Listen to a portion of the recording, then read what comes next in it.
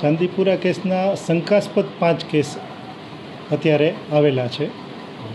પાંચેય દર્દીઓની શું પરિસ્થિતિ? 5 દર્દીઓ એક્સપાયર થઈ ગયેલા છે. સર, સિવિલ હોસ્પિટલમાં આ ચાંદીપુરા વાયરસને લઈને કયા પ્રકારની સુવિધાઓ ઊભી કરવામાં આવી છે, શું કહેવાનું? તંત્ર કેટલું સજ્જ છે? ચાંદીપુરા કેસ માટે તંત્ર પૂરેપૂરું સજ્જ છે. અમારે અત્યારે MCH બિલ્ડિંગમાં અમનો પીડિયાટ્રિક વિભાગ છે, જેની અંદર આપણે 100 બેડ છે, જેની અંદરથી 7 બેડ આઇસોલેટ કરીને સ્પેશિયલ આમના માટે જ રાખેલા છે.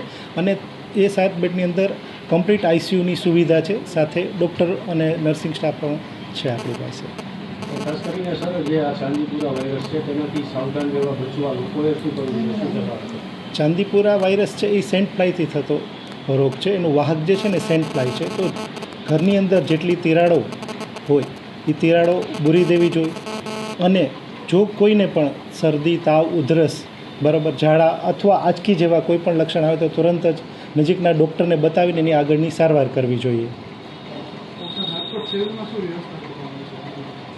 રાજકોટ સિવિલની અંદર આપણે MCH બિલ્ડિંગની અંદર 100 બેડની આખી એક આઇસોલેશન રાખેલું છે, જેની અંદર 7 બેડ સ્પેશિયલ ચાંદીપુરા વાયરસના કેસ માટે જ રાખેલા છે, જે ICU બેડ છે.